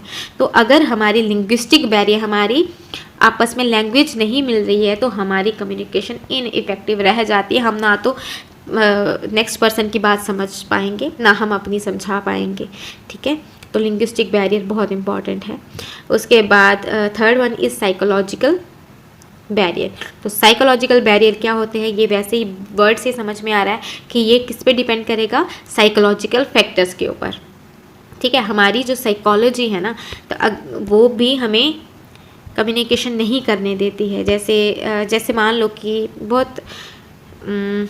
बहुत सेंसिटिव सा इशू है, जैसे रिलीजन की बात करें, रिलीजन की बात हो गई, हमारे पॉलिटिकल इश्यूज़ की बात, हमारे पॉलिटिकल इंटरेस्ट की बात हो गई, तो हमने ऑलरेडी अपनी साइकोलॉजी में ना एक एटीट्यूड, एक उसका मतलब बिलीफ ऐसा बना रखा है कि ये चीज़ ऐसी है तो ये ऐसी ही है, हम उसको चेंज नहीं कर सकते। अगर कोई हमें बता रहा है कि जो आप बोल रहे हो, जो आपके दिमाग में है वो गलत है, इसको थोड़ा चेंज कर सकते हैं, तो हमें वो नहीं करना है। क्यों नहीं करना है? क्योंकि हमारी साइकोलॉजी हमें अलो नहीं करती कि हम इस चीज़ को चेंज करें। हम किसी की बात सुनते हैं लेकिन हम समझते नहीं हैं उस बात को। हमें तो बहस करनी है उसके ऊपर, हम बहस कर लेंगे लेकिन हम बात समझेंगे नहीं। तो इस तरीके से जो हमारी साइकोलॉजी ही नहीं उसमें इन्वॉल्व हो रही, तो इस तरीके के जो नॉइसेस होते हैं जो हम एक्सेप्ट नहीं करते हैं ड्यू टू हमारे एटीट्यूड, बिलीव्स, बिहेवियर की वजह से कि मैं ऐसा हूँ, मैं तो ऐसा ही रहूँगा, मैं नहीं बदल सकता, तो हमारी कम्युनिकेशन जो है, जो किसी ने उसको बताया है वो इनइफेक्टिव रह जाती है। उसने तो समझना ही नहीं है, तो उसको बता के क्या फ़ायदा है। इस तरीके के जो नॉइसेस हैं उनको बोलते हैं साइकोलॉजिकल नॉइस। अब बात करते हैं हम फिजियोलॉजिकल नॉइस के बारे में। देखो, फिजियोलॉजिकल और फिज़िकल, इसमें बहुत सारे बच्चे कंफ्यूज होते हैं फिजियोलॉजिकल और फिज़िकल में। तो मैं आपको बता दूं कि फिजियोलॉजिकल जो होता है ये पर्सन पे डिपेंड है। ठीक है, ये पर्सन पे डिपेंड करता है, ये इन्वायरमेंट पे डिपेंड करता है। फिजिकल जो होता है वो इन्वायरमेंट पे डिपेंड करता है, ये नॉन लिविंग पे है। इनका डिफरेंस रखना याद में, फिजिकल नॉन लिविंग थिंग है और हमारा जो फिजियोलॉजिकल है ये लिविंग है। ठीक है, तो ये पर्सन पे है और वो इन्वायरमेंट की बात होती है। जब मैं फिजिकल पढ़ाऊंगी तो आपको डिफरेंस समझ में आ जाएगा, लेकिन फिलहाल इसका ध्यान रखो कि फिजियोलॉजिकल जब बात आए तो इसका मतलब फिजिकल पर्सन की बात है, किसी लिविंग पर्सन की बात है। उसके बाद फिजियोलॉजिकल में क्या आती है, फिजिकल वीकनेस, सिकनेस। आपको हेडेक हो रही है, आपका मन नहीं कर रहा किसी की बात सुनने का, आप नहीं सुन पाओगे, आपको कम्युनिकेशन नहीं होगी, आप बहरे हो, आपको तब भी नहीं सुनाई दे रहा है, पता नहीं किसी ने क्या बोल दिया। और उसके बाद ब्लाइंडनेस हो गई। ठीक है, आपको दिखाई नहीं दे रहा है। एक स्टूडेंट है, क्लास में बैठा है, टीचर बोर्ड पे पढ़ा रहा है, तो स्टूडेंट को दिखाई ही नहीं दे रहा है, तो वो क्या पढ़ेगा, उसको समझ ही नहीं आएगा क्या लिखा गया है। जी हाँ, क्या होता है, टेम्परेचर की वजह से होता है ये। जैसे कभी ठंड हो गई बड़ी ज़्यादा, बड़ी गर्मी हो गई, आप उसकी बात ही नहीं सुन रहे हो, आप अपने में ही इन्वॉल्व हो, क्योंकि आपको अंदर आपकी फिजिकली आपको प्रॉब्लम हो रही है, तो आप कैसे किसी की बात सुन पाओगे। यहाँ तो ऐसा होता है कभी कभी आप बोर हो रहे हो तो आपका इंटरेस्ट ही नहीं है किसी की बात में, पता नहीं क्या बोल रहा है कोई, तो आप क्या बोला। तो इस तरीके के जो नॉइस होगा उसको बोलते हैं फिजियोलॉजिकल नॉइस। ये किसी भी फिजिकल एक्टिविटी की वजह से, फिजिकल वीकनेस की वजह से, फिजिकल सिकनेस की वजह से जो होती है उसको बोलते हैं फिजियोलॉजिकल नॉइस। अब हम बात करते हैं कल्चरल नॉइस के बारे में। कल्चरल नॉइस क्या होता है, ये रॉन्ग एक्सप्लेनेशन की वजह से होता है, गलत मीनिंग निकाल लेने की वजह से। कोई हमें कोई चीज़ बता रहा है लेकिन वो कुछ और बोलना चाहता है, लेकिन हमने कोई और ही एक्सप्लेनेशन उसकी बना ली कि आपका मतलब तो ये था, तो तब भी क्या होती है, कम्युनिकेशन इनइफेक्टिव रह जाती है। जैसे कोई पोस्टर्स कि हम किसी के पोस्टर्स देख के हम गलत ही हमने अपने मन में ऑब्जर्वेशन बना ली है, आई कांटेक्ट हमारा नहीं हो पा रहा है अच्छा, तो वो कुछ और कहना चाहता है, हम समझ ही नहीं पा रहे वो क्या बोल रहा है। तो इस तरीके के जो नॉइज, जैसे कोई इशारे कर रहा है आपको, मान लो, तो आपको इशारा ही नहीं समझ में आ रहा वो क्या कहना चाहता है। वो कहता है इशारे से कि मुझे वो चीज़ पकड़ाओ, आप पूछते हो कि क्या बोल क्या रहा है, तो आपको नहीं समझ में आ रहा। जो रॉन्ग एक्सप्लेनेशंस की वजह से हो, जब आपको बात समझ में नहीं आती है, कम्युनिकेशन नहीं हो पा रही है, नहीं समझ में आ रही है, गलत एक्सप्लेनेशंस आप देख रहे हो, तो क्या होगा, उस तरीके के नॉइज़ को बोला जाता है कल्चरल नॉइज़। अब बात करते हैं हम फिजिकल नॉइज़ के बारे में। तो फिजिकल, जैसे मैंने आपको बताया, ये इन्वायरमेंट के साथ रिलेटेड है। ये इन्वायरमेंटल डिस्ट्रैक्शन जब होने लग पड़े, हाँ, कभी लाइट की प्रॉब्लम हो जाए, दिखाई ही नहीं दे रहा है, ठीक है, दो पर्सन आपस में बात करें, एक दूसरे की शक्ल ही नहीं दिख रही है, तो उनको मज़ा ही नहीं आ रहा बात करने का, तो ये कम्युनिकेशन उनकी नहीं हुई। इसलिए, किस लिए? क्योंकि इन्वायरमेंटल डिस्ट्रैक्शंस हैं, तो ये बोला जाता है फिजिकल नॉइज़। और अब हम देखेंगे कि टेक्निकल और ऑर्गेनाइजेशनल नॉइज़ क्या होते हैं। ये दो और नॉइज़ हैं, बहुत सारी बुक्स में इसके बारे में बात नहीं की गई है, लेकिन मैं आपको बता दूं कि टेक्निकल इश्यूज़ की वजह से भी बहुत सारी प्रॉब्लम्स हो जाती हैं। जैसे मैंने आपको पहले भी इसकी एग्जांपल दिया है कि अगर आप किसी से बात कर रहे हो, मान लो फ़ोन पे कर रहे हो, तो नेटवर्क इशू हो जाए, तो आपकी क्या हुई, आपकी कम्युनिकेशन इफ़ेक्टिव नहीं हुई, ठीक है, किसी इक्विपमेंट की वजह से, किसी मीडियम की वजह से, किसी सिग्नल की वजह से। जब आप कम्युनिकेट नहीं कर पाओ किसी मीडियम की वजह से, किसी इक्विपमेंट की वजह से, जैसे माइक है, माइक ख़राब हो गया, तो आप जो वो जो मतलब मान लो कोई एक लीडर है, वो भाषण दे रहा है, और भाषण देते देते लाइट बंद होगी, माइक बंद हो गया। अब माइक ही बंद हो गया, तो उसकी बात कैसे कम्युनिकेट होगी, वो कैसे बोल पाएगा। तो क्या होता है, ये इक्विपमेंट में जब प्रॉब्लम हो जाए, सिग्नल्स वगैरह में प्रॉब्लम हो जाए, तो उसको बोला जाता है टेक्निकल नॉइस। यहाँ पे मैंने साउंड लिख दिया है, आप इसको चेंज करके नॉइस लिख दीजिए, क्योंकि साउंड नहीं आएगा, यहाँ पे आएगा नॉइस, टेक्निकल नॉइस लिखना, ठीक है। और उसके बाद हम लास्ट जो है उसके बारे में बात करते हैं, वो है ऑर्गेनाइजेशनल नॉइस के बारे में। तो ऑर्गेनाइजेशनल नॉइस क्या होते हैं? ऑर्गेनाइजेशन, जैसे बहुत सारी ऑर्गेनाइजेशन में, जैसे आप कोई किसी ऑर्गेनाइजेशन में काम कर रहे हो, तो वहाँ पे अलग अलग एम्प्लॉयज़ हैं, सब एक जैसे नहीं ना होंगे, उनके सबके अलग अलग बिहेवियर्स होंगे। जैसे एक बहुत कॉमन एग्जांपल देती हूँ, फॉर एग्जांपल मैं एक स्कूल की एग्जांपल ले लेती हूँ, ठीक है। स्कूल में क्या होगा, प्रिंसिपल होगा, वाइस प्रिंसिपल होगा, टीचर होंगे, ठीक है, स्टूडेंट्स होंगे। इन तीनों ने इसको स्टूडेंट को कोई मैसेज देना है, प्रिंसिपल ने, वाइस प्रिंसिपल ने एंड टीचर ने, इन तीनों ने क्या करना है, स्टूडेंट को कोई लेक्चर देना है, कोई चीज़ बतानी है, कोई इन्फॉर्मेशन देनी है। तो क्या हुआ, प्रिंसिपल जो है वो आता है कोई मैसेज लेके, वो कुछ और बोल जाता है बच्चे को, ठीक है। वाइस प्रिंसिपल कुछ और बोल जा रहा है, टीचर जो है वो कुछ और बोले जा रहा है। तो ये जो स्टूडेंट है, इसने इन तीनों में से किसकी बात माननी है, ठीक है।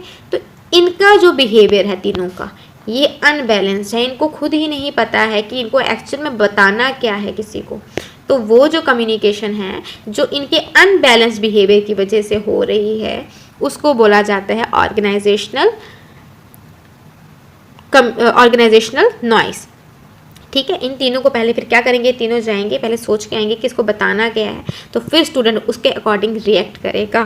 तो ये जो होते हैं इस तरीके के जो noise, unbalance behaviours between persons, between employees, तो क्या होगा, उनकी जो ऑर्गेनाइजेशन है वो प्रॉपर वर्क नहीं करेगी। तो इस तरीके के जो नॉइसेस हैं उनको बोलते हैं और ऑर्गेनाइजेशनल नॉइस। तो यहाँ तक मेरे ख्याल से सबको समझ में आ गया होगा।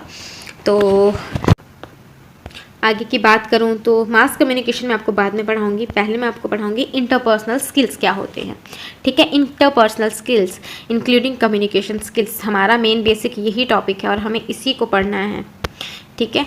कम्युनिकेशन जो है वो मैंने आपको पूरी पढ़ा दी है। अब बात करूंगी मैं इंटरपर्सनल स्किल्स के बारे में। कम्युनिकेशन की जो टाइप्स है ना, वो बहुत सारी, मैंने आपको पहले भी बताया, लेकिन मैं आपको वहाँ पे कन्फ्यूज़न नहीं क्रिएट करना चाहती थी, इसलिए मैंने दो ही बताई वहाँ पे, वर्बल और नॉन वर्बल, क्योंकि वही दो इंपॉर्टेंट है।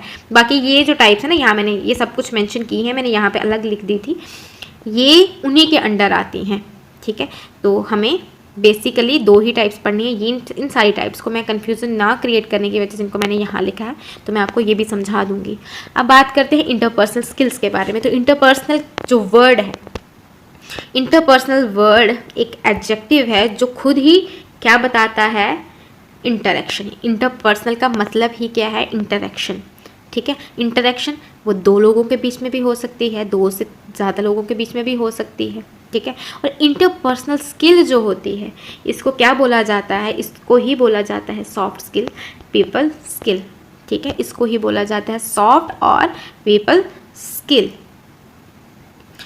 और सॉफ्ट स्किल्स जो हमारी ये जो इंटरपर्सनल स्किल्स होती हैं, ये जो सॉफ्ट स्किल्स होती हैं, आप किसी भी जगह चले जाओ, इंटरव्यू में या किसी भी, जब आपको पब्लिक को जब आपको डील करना है या जब भी आप किसी अच्छी जगह पे हो, तो हमारी जो सॉफ्ट स्किल्स होती है ना, वही वहाँ पे यूज़ आती है। मान लो आप किसी इंटरव्यू में चले गए, आपका चाहे कितना भी एग्रेसिव नेचर क्यों ना हो, लेकिन जब आपको इंटरव्यू देने जाना है, वहाँ पे आप एग्रेशन थोड़ी ना शो करोगे। एग्रेशन शो करोगे तो आपको वो क्यों लेंगे, ऐसे इंसान को क्यों लेंगे। आप वहाँ जाके क्या बोलोगे, अच्छी अच्छी चीज़ें बोलोगे, मैं आपकी कंपनी के लिए ये करूँगा, वो करूँगा, ऐसा वैसा अच्छी अच्छी चीज़ें बोलोगे, तो क्या होगा, वो आपको रख लेंगे, ठीक है। ये होगा। अगर आप पब्लिक में चले जाओ और पब्लिक में जाके आप कुछ उलट पुलट बोल के आ जाओ, तो भी आपकी जो स्किल्स हैं, जो आपकी इंटरपर्सनल स्किल्स हैं, वो अच्छी नहीं मानी जाएगी, आपको कोई भी एक्सेप्ट नहीं करेगा। तो इंटरपर्सनल स्किल्स ये बेसिक होता है इंसान का मेन, जो जिस पे किसी का पता चलता है, कोई कहता है ना वो इंसान बहुत अच्छा है, यार वो इंसान मुझे बहुत पसंद है। क्यों है, क्योंकि उसके इंटरपर्सनल स्किल्स अच्छी हैं, उसको मैनेज करना आ रहा है, उसको कम्युनिकेट करना आ रहा है, उसको बोलते हैं इंटरपर्सनल स्किल्स। तो हमारी जो इंटरपर्सनल स्किल्स होती हैं, ये क्या करती हैं, यही हेल्प करती हैं कि हमारे किसी के साथ किस तरीके से रिलेशंस हैं, ठीक है। एक इंसान जो है, उसके अच्छे रिलेशंस हैं, तो उसके बहुत सारे फ्रेंड्स होंगे, वो हर फ्रेंड के साथ बहुत अच्छे से कम्युनिकेट करेगा, जहाँ जाएगा अच्छे रिलेशंस बना लेगा। अगर हमारी ये सॉफ्ट स्किल्स हमारी अच्छी नहीं है, ये इंटरपर्सनल स्किल्स अच्छी नहीं है, तो हम एट लास्ट अकेले ही रह जाएंगे, क्योंकि हमारे साथ कोई भी बात करना पसंद ही नहीं करेगा, क्योंकि हमारी बातचीत ही अच्छी नहीं है।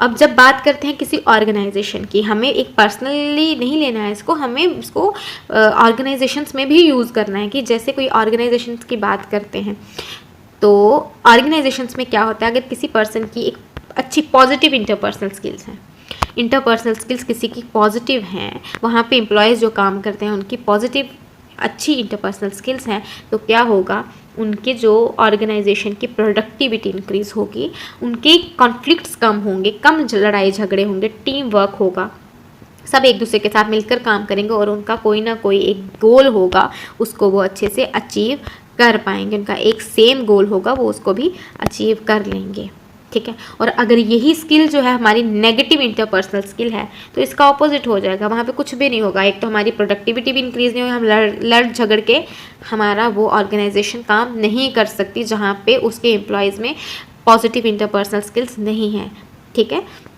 तो जो इस स्किल का मास्टर हो जाता है, इस पॉजिटिव इंटरपर्सनल स्किल का मास्टर हो जाता है, वो जानता है how to deal with different situations, ठीक है। मान लो आप किसी जगह के मैनेजर हो, तो अगर आपकी ये वाली इंटरपर्सनल स्किल्स अच्छी हैं, तो आप किसी भी सिचुएशन को बहुत प्यार से हर एम्प्लॉय को हर तरीके से समझा के क्या कोशिश करोगे कि आपकी बात मानी जाए। तो एक राइटर हैं, ठीक है, आप सबने उनके बारे में सुना होगा, चाणक्य के बारे में, कौटिल्य के बारे में सुना होगा। तो कौटिल्य ने भी इंटरपर्सनल स्किल्स के बारे में बोला है, ठीक है। अगर ये क्वेश्चन आ जाए ना इंटरपर्सनल स्किल्स में, जो किस तरीके की हमारी इंटरपर्सनल स्किल होनी चाहिए, तो हमारे पास पॉजिटिव इंटरपर्सनल स्किल होनी चाहिए, और इसका मास्टर किसी भी सिचुएशन को हैंडल कर सकता है।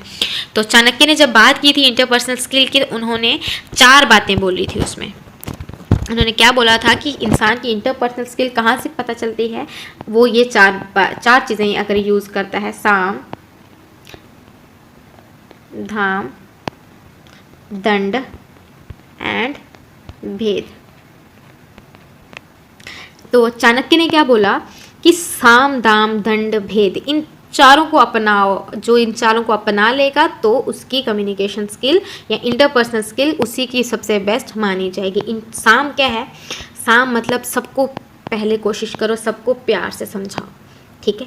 प्यार से अपनी बात समझाओ, किसी की बात समझो, उनको इमोशनली या किसी भी तरीके से प्यार से अपनी बात को समझाना है, कम्युनिकेट करना है, ठीक है। उस ऑर्गेनाइजेशन को जहाँ पे कोई वर्क हो रहा है या पब्लिक को जाके आपको हैंडल करना है, तो सबसे पहले क्या अपनाते हैं, साम। सेकंड इज दाम, ठीक है। दाम क्या होता है? दाम होता है, दाम इज़ पैसा, ठीक है। अगर आपकी बात प्यार से नहीं मानी जा रही तो सेकंड आप पैसा देकर भी बात मनवा सकते हो। उस चीज़ का अगर अच्छा हो रहा है पैसा देके तो क्या करो, कर लो वैसा, ठीक है। जैसे क्या होता है, गवर्नमेंट होती है, ठीक है। गवर्नमेंट अगर बाई चांस किसी का घर आ जाता है रोड में तो क्या करती है गवर्नमेंट? अब ऐसे तो किसी का घर नहीं तोड़ सकती, वो उनको समझाती है कि भाई ये घर टूटेगा, फिर क्या करती है, उनको वो पैसा दे देते हैं कि आपको इस हिस्से का, इस जगह का इतने पैसे मिल जाएंगे, तो आप इस घर को तोड़ने दो, हमें ये रोड बनाना है। तो क्या हो गया, साम भी हो जाता है, दाम भी हो जाता है। थोड़ा बहुत अगर पैसा दे के अगर आपकी बात समझ में आ जाती है तो आपकी इंटरपर्सनल स्किल्स अच्छी हैं। एंड थर्ड वन इज़ दंड, ठीक है। दंड का क्या मतलब, अगर ये दोनों ऊपर वाली काम नहीं कर रही हैं तो अब हम तीसरी क्या अपना सकते हैं, दंड भी दे सकते हैं। जैसे कि जैसे मान लो एक छोटा बच्चा है, ठीक है। आपने क्या किया, आपने उसके साथ प्यार से भी समझा लिया उसको, वो आपकी बात नहीं मान रहा, दाम भी दे दिया आपने उसको, टॉफ़ी कोई लालच दे दिया कि चलो बच्चे मान जाओ, वो नहीं माना, तब भी नहीं माना और ज़िद करे जा रहा है। थर्ड आपके पास क्या होता है ऑप्शन, आपको स्ट्रिक्टली उसको हैंडल करना है, ठीक है। अगर आप किसी जगह के डिप्टी कमिश्नर बन जाओ या एसआई बन जाओ तो पहले ये दो अपना के तीसरा आपको क्या करना है, फिर स्ट्रिक्टली भी एक्शन लेना पड़ जाता है किसी जगहों पे। तो थर्ड वन इज़ दंड एंड फोर्थ इज़ भेद। भेद मतलब अगर ये चारों अब स्ट्रिक्टली भी आपने कर लिया तब भी नहीं मान रहे तो अब क्या करो, उनको डिवाइड कर दो, ठीक है। अब मान लो आप किसी जगह में जाते हो, किसी गांव में गए, वहाँ पे पंच सरपंच अलग अलग लोग खड़े हैं, 4-5 लोग खड़े हैं, ठीक है। तो वो चारों पांचों जो हैं वो किसी एक बात पे हम आपसे लड़ रहे हैं, नहीं मान रहे वो आपकी बात, तो आपने क्या करना, उन चारों को अलग अलग कर देना है। इन चारों को अलग, इसको अलग समझाओ, इसको अलग समझाओ, इसको अलग समझाओ, इसको अलग समझाओ। जब ये अलग अलग इनकी बात आएगी, ठीक है, जब हम इनकी अलग अलग बात करेंगे तो इनकी क्या होगी, आपस में यूनिटी नहीं रही ना, इनकी आपस में जब इंटरेक्शन नहीं हुई, इनको हमने चारों को अलग अलग मना लिया, क्योंकि सबका बिहेवियर, सबका नेचर अलग होता है। तो हमने सबको मना लिया जब, तो हमने क्या किया, अब हमारी बात मान गई, हमारी जो इंटरपर्सनल स्किल है वो काम आ गई, हमने भेद करके, डिवाइड करके अपनी बात मनवा ली। हमने इन चारों को क्या किया, इसको अलग, प्यार साम दाम तीनों ऊपर वाले अपना लिए, इसके साथ भी साम दाम दंड तीनों अपना लिए, इसके साथ भी अलग अलग जब कर लिए तो क्या होगी, इनकी यूनिटी नहीं रही, इनके आपस में इंटरेक्शन नहीं है, तो हम अपनी बात मनवा ली, हमने, हमारी इंटरपर्सनल स्किल काम आ गई। तो ये है हमारी इंटरपर्सनल स्किल। उसके बाद मैं बताती हूँ आपको इंटरपर्सनल स्किल में क्या क्या चीज़ें जो हैं वो आती हैं। First is communication. क्या होता है कम्युनिकेशन? इंटरपर्सनल स्किल मैंने आपको बोला वो कम्युनिकेशन का ही पार्ट है और कम्युनिकेशन इंटरपर्सनल स्किल का ही पार्ट है, दोनों एक दूसरे के ऊपर डिपेंड करते हैं, ठीक है। वैसे कम्युनिकेशन बहुत बड़ा वो है, बहुत कम्युनिकेशन का जो एरिया है वो थोड़ा बड़ा है, क्योंकि उसमें इंटरपर्सनल, इंटरप्रेटिव और इंटरैक्टिव मैंने आपको तीनों बताए थे, लेकिन इंटरपर्सनल स्किल में कम्युनिकेशन बहुत इंपॉर्टेंट है। कम्युनिकेशन होगी तभी इंटरपर्सनल स्किल काम करोगे ना। तो फर्स्ट इज़ कम्युनिकेशन। कम्युनिकेशन के बारे में आपको दोबारा नहीं पढ़ाऊंगी क्योंकि मैं ये पढ़ा चुकी कम्युनिकेशन क्या होता है, किस तरह से होता है। Second is listening. लिसनिंग भी मैंने आपको बताया है, लिसनिंग क्या होता है, ठीक है। तो लिसनिंग क्या होती है, लिसनिंग जब आप एक्टिवली किसी चीज़ को सुन रहे हो, समझ रहे हो, उसको बोलते हैं लिसनिंग, ठीक है। सिर्फ हेयरिंग नहीं, सिर्फ सुनना नहीं है, समझना भी है एक्टिवली। कहते हैं कि इंसान को सिर्फ 25% बोलना चाहिए, बाकी 75% उसको सुनना चाहिए, क्योंकि सुनोगे जितना उतना समझोगे, ठीक है। उसके बाद third one is stress management. अब ये इंटरपर्सनल स्किल का मेन मकसद क्या है कि आपको स्ट्रेस को मैनेज करना है। जो इसका मास्टर हो गया, पॉजिटिव IPS का मास्टर हो गया, उसमें ये अपने आप ही आ जाता है, वो स्ट्रेस को मैनेज करना सीख जाता है, उसको वो स्ट्रेस नहीं लेता, उसको पता है कि उसको किस सिचुएशन को कैसे कंट्रोल करना है, वो स्ट्रेस नहीं लेता। असर्टिवनेस। असर्टिवनेस क्या होता है? असर्टिवनेस होता है कि अपनी बात को पॉजिटिवली रखना विदाउट हर्टिंग एनीवन। आप अपनी बात, आप क्या चाहते हो, आपकी क्या नीड्स हैं, आपकी क्या वांट्स हैं, क्या आपको सही लगता है, क्या गलत लगता है, उसको आपको पॉजिटिवली, ठीक है, पॉजिटिवली उसको विद कॉन्फिडेंस रखना है, लेकिन दूसरों को हर्ट नहीं करना है, that is assertiveness. And fifth is, हमारी फिफ्थ क्या है, डिसीजन मेकिंग। जब इंटरपर्सनल स्किल किसी की अच्छी है तो वो क्या करेगा, वो एक्टिवली प्रॉपरली डिसीजन लेगा। किसी भी सिचुएशन में चला जाए उसको डिसीजन अच्छा लेना है वहाँ पे। जैसे इसके रिलेटेड क्वेश्चन आते हैं कि आप क्या करोगे, ऐसी सिचुएशन में चले जाओ या ऐसी सिचुएशन में चले जाओ, आप क्या डिसीजन लोगे। तो डिसीजन आपको किस तरीके से लेना है कि आपकी स्किल जो है वो पॉजिटिव रहे। डिस्क्रिप्टिव क्वेश्चंस में ये आते हैं, जब आप CSAT का पेपर देते हो UPSC वगैरह में, वहाँ पे इस तरह के क्वेश्चंस आते हैं। तो वहाँ पे किस चीज़ का ध्यान रखना कि डिसीजन आपको लेना है, लेकिन आपको ध्यान क्या रखना है, आपकी प्रोडक्टिविटी इंक्रीज हो, कन्फ्लिक्ट्स कम हो, आपका सेम गोल अचीव हो, टीम वर्क वगैरह वगैरह। ओके, उसके बाद आती है बात, 6th आता है हमारा प्रॉब्लम सॉल्विंग। अच्छा, इंटरपर्सनल स्किल है, सिचुएशन को हैंडल कर रहा है, कंट्रोल कर रहा है, तो वो प्रॉब्लम्स, हर एक प्रॉब्लम को सॉल्व भी अच्छे से करेगा। किसी, जैसे मान लो आप किसी जगह के SI बन जाते हो, तो वहाँ पे 2 फैमिलीज़ के बीच में झगड़ा हो गया, वो आ गया आपके पास, हमारी प्रॉब्लम को सॉल्व करो, हमारी जो इशू है उसको हमारा सॉल्व करो। तो आप क्या करोगे, आप पहले उसको पर्सनली उसको सॉल्व करने की कोशिश करोगे। आप ऐसे थोड़ी ना करोगे कि उनके और झगड़ा स्टार्ट हो जाए। तो आप क्या करोगे, उसको सॉल्व करोगे, खुद कोशिश करोगे, उनको भी समझाओगे, थोड़ा उनको भी समझाओगे, उस दोनों की बात सुन के आप उसको सॉल्व करने की कोशिश करोगे। उसके बाद अगर बात नहीं मानेंगे तो फिर चलो आगे जो भी प्रोसीजर है, फिर आप कहोगे भाई मुझसे नहीं हुआ। तो क्या होगा, इंटरपर्सनल स्किल आपको कहाँ यूज़ करनी है, प्रॉब्लम सॉल्विंग में। हर एक प्रॉब्लम को सॉल्व करना है, हर तरीके की लोगों को समझ के उनकी प्रॉब्लम सॉल्व करनी है। And 7th one is verbal communication and non verbal communication, 7th और 8th। ये वर्बल और नॉन वर्बल में समझा चुकी हूँ, अब मैं इसको दोबारा नहीं समझाऊंगी क्योंकि इसमें टाइम वेस्ट होगा। तो मैंने बहुत अच्छे से बता दिया है वर्बल और नॉन वर्बल क्या होता है। वर्बल स्पीकिंग होता है, ईजी होता है, ठीक है, listening, speaking and listening easy होता है, फास्ट होता है। नॉन वर्बल विजुअल या रिटन होता है। उसके बाद बात करते हैं हम 9th की। 9th है टीम वर्क। अच्छा, तो टीम वर्क, जब इंटरपर्सनल स्किल अच्छी हैं तो हम क्या करेंगे, हम टीम्स बनाने की कोशिश करते हैं, हम सबके साथ अच्छे रिलेशंस बनाते हैं, हमारे बॉन्ड्स अच्छे बनते हैं, तो हम एक टीम में प्रॉपरली वर्क करते हैं। जब टीम यूनिटी हो जाएगी, टीम में आप वर्क करोगे तो आपका रिजल्ट अच्छा आएगा, आपकी प्रोडक्टिविटी इंक्रीज होगी। उसके बाद बात करते हैं लीडरशिप की। अच्छा, लीडरशिप क्या होती है, लीडरशिप होती है, एक लीडर क्या होता है, लीडर वो होता है जो सबको लीड करे।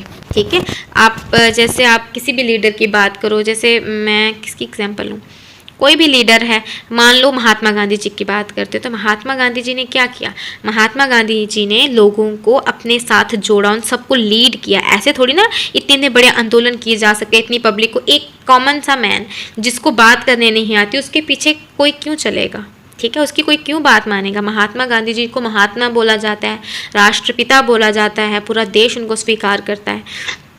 क्यों करता है, क्योंकि उनकी लीडरशिप क्वालिटीज़ अच्छी थी। जैसे उन्होंने क्या किया, उन्होंने लोगों के इमोशंस के साथ, सिंपैथी के साथ जुड़कर उन्होंने काम किया। जैसे उन्होंने दांडी यात्रा निकाली, साल्ट, इतना छोटा सा पॉइंट लिया, क्योंकि साल्ट बहुत ही इमोशनल, बहुत ही किसी का मतलब पर्सनल एक क्वेश्चन है कि हमारा अपना साल्ट, हम किसी को क्यों टैक्स दें इसके ऊपर। तो इतनी सी बात लेके उन्होंने दांडी मार्च शुरू कर दिया। जब उन्होंने खादी का वो बहिष्कार किया, खादी के लिए आंदोलन किया कि हमें खादी को यूज़ करना है, और जो फॉरेन बायकॉट किया, फॉरेन को बायकॉट किया, ठीक है, स्वदेशी को अपनाया और विदेशी का बहिष्कार किया। तो क्या किया, खादी तो एक हमारे यहाँ का लोकल प्रोडक्ट है, तो लोगों के अंदर क्या कहीं ना कहीं उसके लिए फीलिंग्स हैं, ठीक है, उनके लिए इमोशंस है कि हमारा खादी प्रोडक्ट हम इस्तेमाल करेंगे। तो उन्होंने बायकॉट आंदोलन शुरू कर दिया। ऐसे तो बहुत सारे और भी एग्जांपल्स हैं, मैं आपको एक छोटी सी एग्जांपल दे रही हूँ। तो ये इतनी छोटी छोटी बातों को लेके, क्योंकि उनको पता है कि लोगों को किस तरह से अपने साथ जोड़ना है, लीडर को पता होता है, तभी वो एक लीडर बन पाता है। That is leadership quality. किसकी वजह से आती हैं, हमारी इंटरपर्सनल स्किल्स की वजह से, क्योंकि उनकी इंटरपर्सनल स्किल्स अच्छी होती हैं कि वो कुछ भी बोल दें हम मान लेते हैं। वो इतना प्यार से, इतना आपके अंदर घुस के आपको समझा देते हैं कि ये चीज़ इस तरह से है, आप वैसे ही मान जाते हो, ठीक है। और उसके बाद बात करते हैं हम इमोशनल इंटेलिजेंस की। अच्छा, इमोशनल इंटेलिजेंस क्या होता है, जैसे मैंने यहाँ पे ऊपर गांधी जी की एग्जांपल दी कि किसी के इमोशंस के साथ जुड़ के आप जब बात करोगे, जब उनके इमोशंस को समझकर, ठीक है, उनके इमोशंस को समझकर जब आप कम्युनिकेट करोगे तो आपकी इंटरपर्सनल स्किल्स पॉजिटिव मानी जाएगी। जैसे एक एग्जांपल देती हूँ, जैसे मान लो आप किसी जगह के ऑर्गेनाइज़र हो, वहाँ पे जो ज़्यादा पब्लिक इकट्ठी हुई है वो डोगरा है, नहीं डोगरा नहीं, मान लो कि चलो वो कश्मीरी है, ठीक है, कश्मीरी एक जगह में इकट्ठे हो गए, आपने सारा फंक्शन ऑर्गेनाइज़ किया, तो जब फंक्शन स्टार्ट हुआ तो आप किसी और कल्चर के गाने लगा दो, वहाँ पे गुजराती गाने शुरू हो जाएं, कुछ और आप बिहारी या कर्नाटकी या इस तरीके से कुछ सुनाने लग पड़ोगे, तो उनके इमोशंस उसके साथ नहीं जुड़ेंगे। अगर आप अपनी बात उनको क्या करोगे, अगर आप अपनी बात उनको कश्मीरी में समझाओगे, उनके इमोशंस के साथ जुड़ोगे, तो आपकी क्या होगी, आपकी कम्युनिकेशन बहुत अच्छी होगी। तो आपकी इंटरपर्सनल स्किल्स वहाँ पे बेहतर मानी जाती हैं कि इस इंसान की इंटरपर्सनल स्किल्स अच्छी हैं, इसने किसी की इमोशनल के साथ समझ के फिर उसके अकॉर्डिंग बिहेव किया, उसको बोलते हैं इमोशनल इंटेलिजेंस। ठीक है, अब हम देखते हैं टाइप्स क्या हैं। ठीक है, पहले तो ये है इंटर और इंट्रा की बात होती है। इंटर क्या होता है, इंटर होती है जब दो लोगों के बीच में इंटरेक्शन होती है। इंटरपर्सनल स्किल क्या होती है, जब दो लोगों के बीच में इंटरेक्शन होती है, एटलीस्ट इसमें दो लोग इन्वॉल्व होते हैं। ठीक है, दो या दो से ज़्यादा भी हो सकते हैं, लेकिन दो तो उसमें ज़रूरी होंगे। लेकिन इंट्रा क्या होती है, इंट्रा होती है विद इन सेल्फ। ये क्वेश्चन भी आया था एक पेपर में, मुझे याद नहीं है किसमें, इंटर और इंट्रा का डिफरेंस पूछा गया था वहाँ पे। तो इंटर क्या होती है, दो लोगों के बीच में, और इंट्रा होती है with in self, one way होती है। इंट्रा वन वे कम्युनिकेशन होती है। ये हम जब अपने आप के साथ बड़बड़ाते हैं, अपने आप के साथ बात करते हैं, उसको बोलते हैं इंट्रा कम्युनिकेशन। और इंट्रा के बीच में ही आती है ट्रांसपर्सनल कम्युनिकेशन। ठीक है, ट्रांसपर्सनल कम्युनिकेशन ये कब होती है, ट्रांसपर्सनल होती है जब आप जैसे मान लो आप पूजा कर रहे हो तो आप भगवान से बात कर रहे हो। ठीक है, जब आप घोस्ट या भगवान या भूत प्रेत इस तरह से जब बातें कर रहे होते हो, तो वहाँ से फीडबैक तो आता नहीं है ना, भगवान तो आपको जवाब नहीं देते ना आके कि चलो बेटा कर लो जो तुम करना चाहते हो, तो ऐसा तो नहीं होता। क्या होता है, ये वन वे होती है और ये भी इंट्रा के अंडर ही आती है। ठीक है, यहाँ कभी कभी कुछ लोगों को कुछ हो जाता है भूत प्रेत का, तो वो ऐसे कुछ बड़बड़ाते हैं, बोलते हैं, तो उसको बोलते हैं इंट्रा ट्रांसपर्सनल कम्युनिकेशन। समझ में आ गया होगा। इंटर और इंट्रा क्या होता है, इंटर होती है दो लोगों के बीच में, इंट्रा होती है विद इन सेल्फ जब हम अकेले बात कर रहे हैं, और इसमें ट्रांसपर्सनल होती है। ट्रांसपर्सनल क्या होती है, जब हम भगवान से बात करें। तो ये समझ में आ गई। अब बात करते हैं, अब देखते हैं हम मास कम्युनिकेशन और इन ग्रुप कम्युनिकेशन के बारे में। मास कम्युनिकेशन क्या होती है, मास कम्युनिकेशन में और पब्लिक कम्युनिकेशन में बच्चे बहुत ज़्यादा कंफ्यूज होते हैं, क्योंकि ये दोनों कहीं ना कहीं एक जैसे लगते हैं, लेकिन ये एक जैसे हैं नहीं, इनके में बहुत डिफरेंस है। मास कम्युनिकेशन में जो पब्लिक होती है वो लार्ज पॉपुलेशन होती है और हिट्रोजीनियस होती है।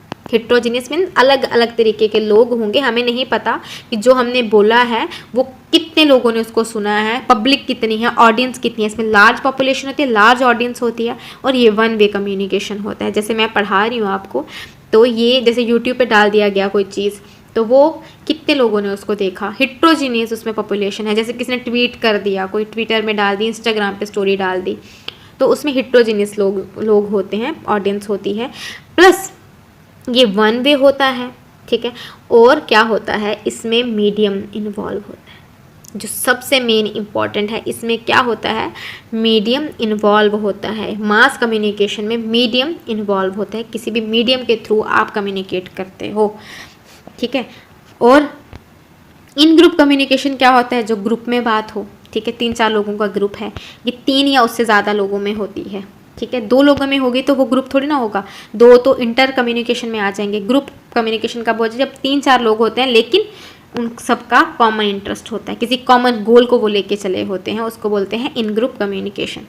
अब देखते हैं पब्लिक कम्युनिकेशन क्या होती है। आपको मैंने बोला मास कम्युनिकेशन और पब्लिक कम्युनिकेशन में कंफ्यूज मत होना, क्योंकि मास कम्युनिकेशन में मीडियम यूज़ होता है और पब्लिक कम्युनिकेशन में मीडियम ज़रूरी नहीं है। ठीक है, इसमें मीडियम जो है वो ज़रूरी नहीं होता है। क्यों ज़रूरी नहीं होता है, ये 2 वे प्रोसेस है। पब्लिक कम्युनिकेशन जो होती है वो होती है 2 वे प्रोसेस।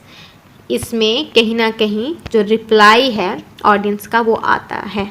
ठीक है, फीडबैक मिलता है, चाहे थोड़ा मिले चाहे ज़्यादा मिले, लेकिन आता है। जैसे पब्लिक रैलीज हो जाती हैं, तो वहाँ पे क्या होगा, वहाँ पे जैसे कोई लीडर अपना भाषण दे रहा है, तो वो पब्लिक को देख के भाषण देता है, पब्लिक हूटिंग करती है, वो कुछ बोलता है, वो कुछ आगे से रिस्पॉन्स करते हैं। तो थोड़ा बहुत यहाँ पे टू वे कम्युनिकेशन, चाहे फीडबैक कम है लेकिन यहाँ पे फीडबैक होता है। मीडियम यहाँ नहीं होता, मीडियम मास कम्युनिकेशन में होता है और वहाँ पे ज़रूरी है, यहाँ पे मस्ट है, यहाँ पे मस्ट नहीं है, नहीं भी होगा, नहीं होगा, कोई ज़रूरत नहीं है यहाँ पे, ठीक है।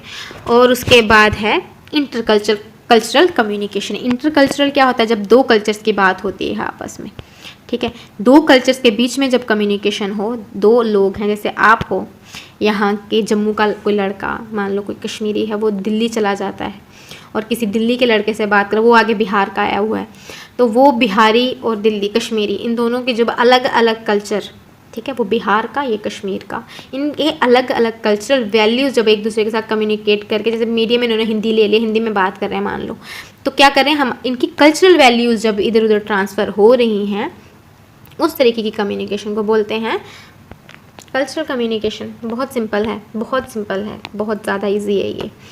अब हम बात करते हैं फॉर्मल और इनफॉर्मल कम्युनिकेशन। बिल्कुल है तो बहुत इजी है, लेकिन फिर भी हम कंफ्यूज हो जाते हैं, बच्चे इसमें बहुत ज़्यादा बच्चे कंफ्यूज हो जाते हैं छोटी छोटी चीज़ों पे, क्योंकि ये ज़्यादा इजी भी कभी कभी प्रॉब्लमेटिक हो जाता है।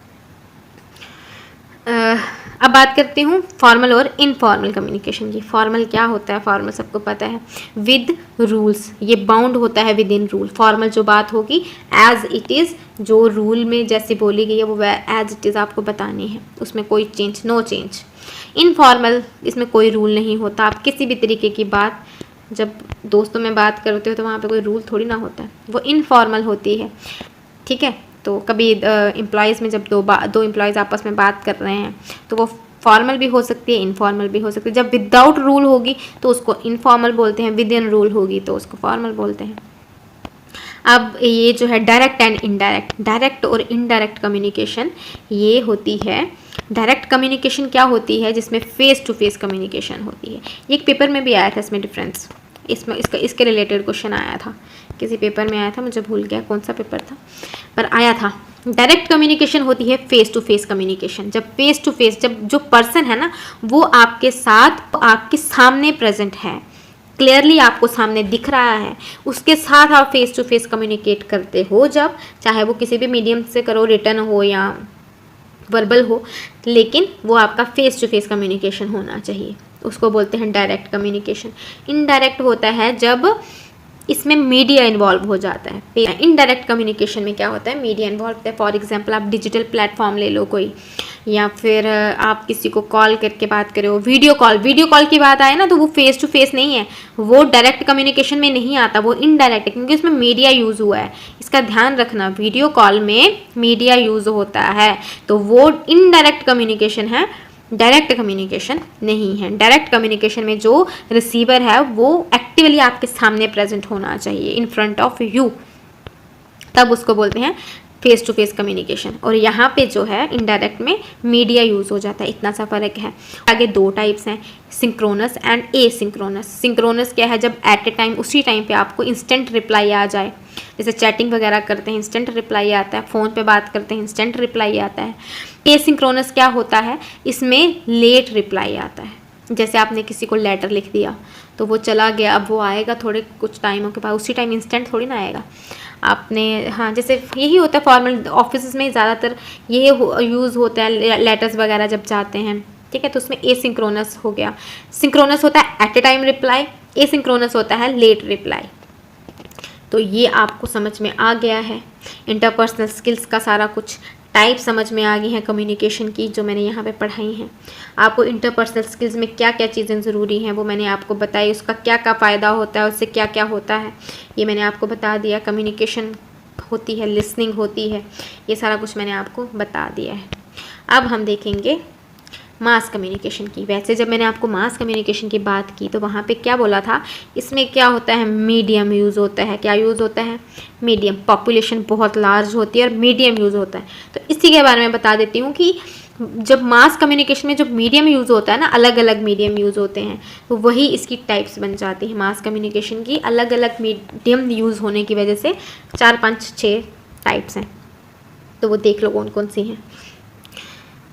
हाँ जी, तो फर्स्ट है इसमें ट्रेडिशनल मीडिया। अब ट्रेडिशनल मीडिया क्या होता है, मैंने कहा मीडियम यूज़ होता है। ट्रेडिशनल मीडिया जो क्या करते हैं, जो प्लेज वगैरह होते हैं, जैसे रामलीला के प्लेज होते हैं, गरबा खेला जाता है, कोई और जैसे मेला लग जाता है किसी जगह पे, या कुछ लोग उस तरीके के गेम्स खेल रहे होते हैं, गतका खेलते हैं कुछ वो। तो जहाँ पे क्या होता है, कल्चर और ट्रेडिशन, यहाँ पे कल्चर और ट्रेडिशन जो है वो रिफ्लेक्ट हो, जहाँ पे जिन प्लेस की वजह से कल्चर और ट्रेडिशन रिफ्लेक्ट हो, उसको बोलते हैं traditional media. Second is print media. अब प्रिंट मीडिया क्या होता है, प्रिंट मीडिया वही होता है जो प्रिंटेड आपके पास चीज़ें आती हैं, बुक्स हो गई, मैगजीन्स होगी, तो ये सारी चीज़ें हैं जो प्रिंटेड है। न्यूज़पेपर्स हो गए, बुक्स लिखा मैंने न्यूज़पेपर लिख दो, रिटन जो भी चीज़ें आती हैं उनको बोलते हैं प्रिंट मीडिया, जो प्रिंट होके आ जाती हैं। और इलेक्ट्रॉनिक ब्रॉडकास्टिंग मीडिया की बात करें तो ब्रॉडकास्टिंग में क्या आता है, रेडियो, टेलीविज़न, ये इलेक्ट्रॉनिक भी हैं और ब्रॉडकास्टिंग भी करते हैं। रेडियो, टेलीविज़न वगैरह जो है ब्रॉडकास्ट करते हैं। इसके थ्रू जो चीज़ें आप कम्युनिकेट करते हो, मूवी देख रहे हो, कोई न्यूज़ देख रहे हो, कोई ड्रामा सीरियल कुछ भी देख रहे हो, तो ये सारा कुछ जो है वो आता है electronic mass communication. Fourth is outdoor media और out of home media. Outdoor media क्या होता है, जैसे आप बाहर जाते हो, घर के एडवर्टाइजमेंट्स लगी होती हैं, कहीं पे पोस्टर्स लगे होते हैं, रोड के ऊपर वो साइंस वगैरह बने होते हैं, वो बोर्ड्स बने होते हैं। तो जो एक ही प्लेस पे कोई चीज़, जब वहाँ पे पोस्टर्स वगैरह हैं, किसी भी तरीके से आप कोई चीज़ समझ रहे हो, वहाँ से इन्फॉर्मेशन ले रहे हो कि इस जगह का क्या, इस पोस्टर का, इस वर्ड का क्या मतलब है, क्या समझ रहे हो आप किसी एक ही पर्टिकुलर जगह में, उसको बोलते हैं out of home media. Out of home media और ट्रांजिट मीडिया कहीं ना कहीं बहुत मिलता जुलता है, इनमें कंफ्यूज नहीं होना। जब मैं इनको पढ़ाऊँगी दोनों को तो मैं बता देती हूँ। आउटडोर मीडिया जो होता है वो एडवर्टाइजमेंट, पोस्टर्स वगैरह किसी वॉल पे चिपकाए होते हैं, किसी रोड पे साइंस दिए होते हैं, ठीक है, जैसे इधर जाओ, दाएं मुड़ो, ठीक है, आगे काम लगा हुआ है, ये सारी जो कम्युनिकेट करते हो आप, इंफॉर्मेशन कलेक्ट करते हो, कहाँ से, जो एडवर्टाइजमेंट्स किसी एक पर्टिकुलर जगह में लगी होती हैं, उसको बोलते हैं आउटडोर मीडिया। ये हिलती नहीं है यहाँ से, लेकिन जो मूवमेंट करे, जो ट्रांजिट हो, उसको बोलते हैं ट्रांजिट मीडिया। यही एडवर्टाइजमेंट, यही पोस्टर्स जब किसी बस या टैक्सी के ऊपर जब मूव, अब ये खुद तो नहीं ना चलेगा, एडवर्टाइजमेंट खुद चल के तो आएगी नहीं, इधर से उधर चलेगी, उधर से उधर चलेगी, ऐसा नहीं। हाँ, कभी कभी हो जाएगा, हवा हुआ के साथ इधर उधर पेज चला गया, लेकिन नीचे गिरा होगा वो भी चला गया था, लेकिन चिपका हुआ तो वो तो खुद चलेगा नहीं। तो क्या खुद नहीं चलेगा, इसका मतलब वो किसी टैक्सी या बस या किसी कार वगैरह के ऊपर लगाया होगा, तो फिर वो मूव कर रहा है। तो जब वो मूव कर रहा है, कोई भी एडवर्टाइजमेंट जब मूव करती है, तो फिर वो कम्युनिकेट, लोग उसको पढ़ते हैं, आज इधर के लोग पढ़ रहे हैं, कल कहीं और के पढ़ रहे हैं, परसों कहीं और। वो जैसे मोस्टली हम वहाँ पे उस वक्त देखते हैं जब ये होते हैं ना, क्या कहते हैं, वोटिंग वगैरह होती है, जब इलेक्शंस होते हैं, तो क्या होते हैं, गाड़ियों में आ जाते हैं वो पोस्टर्स वगैरह लग के, किसी का, तो वो बोलते हैं उसको ट्रांजिट मीडिया। उस वक्त हम ये भी देखते हैं, अलग अलग जगहों पे भी लगे होते हैं, पर्टिकुलर प्लेस पे भी, और मूव भी करते हैं। तो डिफरेंस क्या है, दोनों सेम है, दोनों एडवर्टाइजमेंट्स ही हैं, लेकिन इसमें एक जगह पे रहता है और इसमें मूवमेंट होती है प्लेस टू प्लेस। इसमें प्लेस टू प्लेस होता है, इसमें सेम जगह पे रहता है। अब ये देखते हैं डिजिटल मीडिया। तो डिजिटल मीडिया क्या है, सबको पता है, आज के टाइम में तो सबसे कॉमन है digital media, social media, internet, Facebook, WhatsApp, Twitter, जो भी चीज़ें होती हैं, तो ये सारा कुछ आता है डिजिटल मीडिया के। इंटरनेट जो है वो बहुत ज़रूरी है, मास कम्युनिकेशन जो डिजिटल मीडिया के थ्रू होता है। आजकल तो ये बहुत ज़्यादा चल रहा है डिजिटल मीडिया, ठीक है, इसको भी मास कम्युनिकेशन बोलते हैं। और इसमें क्या है, इसमें मीडियम मैंने आपको बता दिए, मीडियम की वजह से इनकी डिफ्रेंशिएशन की गई है। और इसमें पब्लिक जो है वो हिट्रोजीनियस होती है, ठीक है, अलग अलग तरीके के लोग होते हैं, सेम नहीं रहते, ठीक है।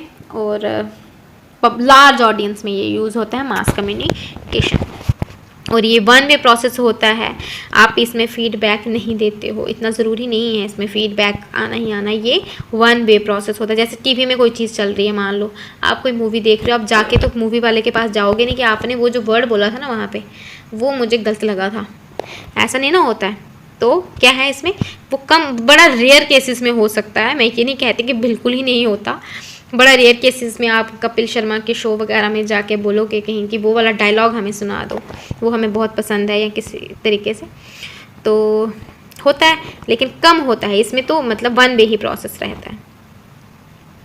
अब हम देखेंगे जो अलग अलग टाइप्स हैं कम्युनिकेशन की, वो तो हमने पढ़ा ली, ये भी कुछ अलग अलग तरीके हैं, ये किस किस तरीके की कम्युनिकेशन होती है ये वो है, तो इतना इम्पॉर्टेंट नहीं है, बट मैं आपको बता दूं इसके बारे में। क्या होता है इसमें, डाउनवर्ड कम्युनिकेशन आता है, अपवर्ड कम्युनिकेशन होती है, लेटरल या हॉरिजॉन्टल कम्युनिकेशन होती है। डाउनवर्ड कम्युनिकेशन क्या होती है, जब किसी हाई ऑफिशियल से, बॉस या मैनेजर वगैरह से जो इन्फॉर्मेशन या मैसेज लोअर एम्प्लॉय तक पहुँचे उसको बोलते हैं डाउनवर्ड कम्युनिकेशन। ये फॉर्मल होता है क्योंकि ऑफिसर दे रहा है, ये अथॉरिटेटिव होता है, ठीक है, क्योंकि ऑफिसर है तो वो अथॉरिटी तो है ही है, लोअर एम्प्लॉय तक जा रहा है, ये मैसेज या ऑर्डर्स वगैरह देने हों ऊपर से नीचे तक, हाई ऑफिसर से लोअर एम्प्लॉय, क्लर्क, पियोन, कोई भी हो सकता है। तो और अपवर्ड कम्युनिकेशन की बात करें तो अपवर्ड कम्युनिकेशन इसी का उल्टा है। इसमें क्या होता है, इसमें होता है जब लोअर एम्प्लॉय हाई ऑफिसर को कोई इन्फॉर्मेशन दे रहे हैं, फीडबैक दे रहे हैं, रिपोर्ट्स दे रहे हैं, फीडबैक, रिपोर्ट्स, ग्रेवियंसेस, ठीक है, ये फॉर्मल होता है और इन्फॉर्मेटिव होता है। बस ये अथॉरिटेटिव नहीं हो सकता है। क्यों नहीं हो सकता है कि अब ऐसा तो नहीं हो सकता कोई पियोन किसी हाई ऑफिसर को अथॉरिटी दे, अथॉरिटी से कोई बात थोड़ी ना बता सकता है, ये पॉसिबल नहीं है। तो बस अथॉरिटेटिव नहीं होता, फॉर्मल होता है, फीडबैक होते हैं, ग्रेवियंसेस होते हैं, रिपोर्ट्स होती हैं, उसमें मैसेजेस होते हैं या ऑर्डर्स होते हैं, इसमें रिपोर्ट्स, फीडबैक वगैरह। जब लोअर एम्प्लॉय से हाई एम्प्लॉय तक, हाई ऑफिसर्स तक कोई रिपोर्ट या फीडबैक या इन्फॉर्मेशन, मैसेज कुछ भी जाए उसको बोलते हैं अपवर्ड कम्युनिकेशन। अब बात करते हैं हम लेटरल की या हॉरिजॉन्टल की। हॉरिजॉन्टल कम्युनिकेशन क्या होती है, ये दो पर्सन्स के बीच में भी हो सकती है, दो एम्प्लॉयज़ के बीच में भी, दो डिपार्टमेंट के बीच में भी हो सकती है, बस शर्त ये है कि दोनों की पोजीशन सेम होनी चाहिए। सेम पोजीशन पे बात कर रहे हो ना जब आपस में, ये फॉर्मल भी हो सकती है, इनफॉर्मल भी हो सकती है, किसी भी तरीके की आपस में बात कर सकते हैं। जब सेम पोजीशन में है तो वो किसी भी तरीके की बात कर सकते हैं ना आपस में, formal as well as informal, बता सकते हैं हमारे क्या चल रहा है, हमारी इधर क्या चल रहा है। तो बस इतना सा है, ये आपको समझ में आ गया होगा। अपवर्ड, डाउनवर्ड, अपवर्ड होता है डाउनवर्ड होता है हाई ऑफिसर से लोअर एम्प्लॉय तक, और अपवर्ड होता है लोअर एम्प्लॉय से हाई ऑफिसर्स तक, और ये होता है इन बिटवीन डिपार्टमेंट्स और employers but at the same position, formal as well as informal. यहाँ तक मेरे ख्याल से सबको समझ में आ गया होगा, और ये मेरा टॉपिक भी कंप्लीट हो चुका है, किसी को कोई परेशानी नहीं होनी चाहिए। वैसे मैंने इसमें सारा कुछ डिस्कस किया है, हर एक चीज़ अच्छे से समझाई है, तो मुझे लगता है कि आप सबको अच्छे से समझ में आ गया होगा। अगर फिर भी नहीं आया है, किसी को कोई प्रॉब्लम है, वो मुझे कमेंट बॉक्स में कमेंट कर दे, तो मैं देख लूँगी वो कहीं पे कोई प्रॉब्लम होगी तो मैं वहीं पे कमेंट में उसका जो है वो रिप्लाई दे दूँगी, जहाँ पे समझ में नहीं आया होगा। तो जिनको समझ में आया है वो भी मुझे बता दें कि मैंने कैसा पढ़ाया है, किस तरह से उनको लगा। जिनको नहीं आया वो भी बता दें कि उनको कैसा लगा है।